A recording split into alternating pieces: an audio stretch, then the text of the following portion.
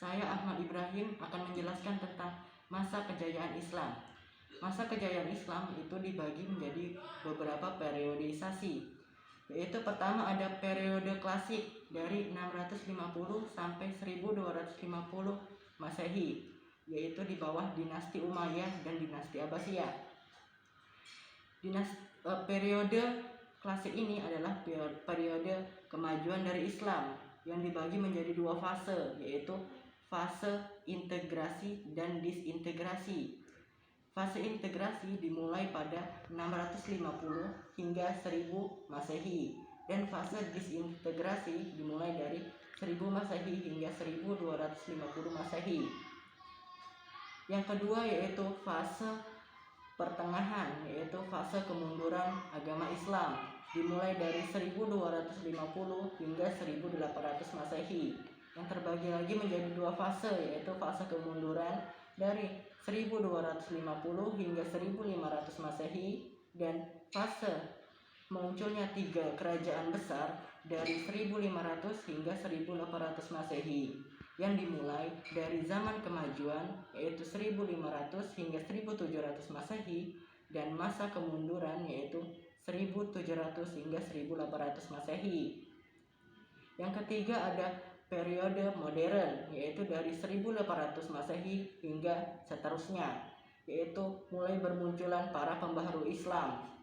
Nah, dari kemajuan Islam tersebut terdapat beberapa faktor, yaitu faktor internal dan eksternal. Mulai dari faktor internalnya ialah 1. Konsistensi dan istiqomah umat Islam dalam ajarannya. Yang kedua yaitu ajaran Islam yang mendorong umatnya untuk maju. Yang ketiga, Islam sebagai rahmatan lil alamin atau rahmat bagi seluruh alam. Yang keempat, Islam sebagai agama dakwah sekaligus keseimbangan dalam menggapai duniawi dan akhrawi. Nah, yang kedua yaitu ada faktor eksternal, yaitu terjadi asimilasi antara bangsa Arab dan bangsa yang sudah terlebih dahulu mendapat perkembangan dalam ilmu pengetahuan. Yang kedua yaitu adanya gerakan terjemah, yaitu gerakan untuk menerjemahkan kitab-kitab atau buku-buku asing. Nah, dari gerakan-gerakan inilah muncullah beberapa tokoh, yaitu mulai dari ilmu filsafat ada Al-Kindi, Al-Farabi, dan Ibnu Majah. Ada di bidang kedokteran yaitu ada Jabir bin Hayyan, Qurain bin Ishaq, dan Tobib bin Quro. Di bidang matematika ada Al-Khwarizmi. Di bidang astronomi ada Al-Faris, sang pencipta astrolog. Di seni ukir ada Badar dan Torif. Di seni ilmu tafsir ada Ibnu Jamin Al-Farabi, dan di ilmu hadis ada Imam Bukhari, Imam Muslim, At-Tirmizi, dan banyak lain. Nah, dari beberapa tokoh tersebut ada biografinya.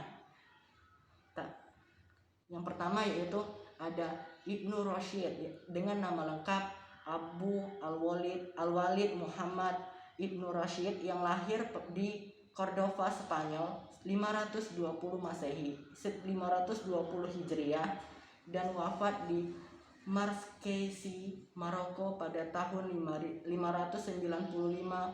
Hijriah.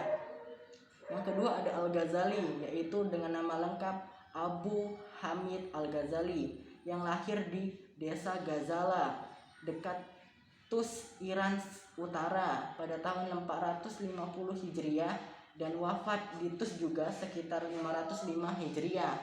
Yang ketiga ada Al-Kindi, yaitu Yakub bin Ishaq Al-Kindi, yang lahir di Kufushi, Kufah pada tahun 805 Masehi dan wafat di Baghdad tahun 873 Masehi.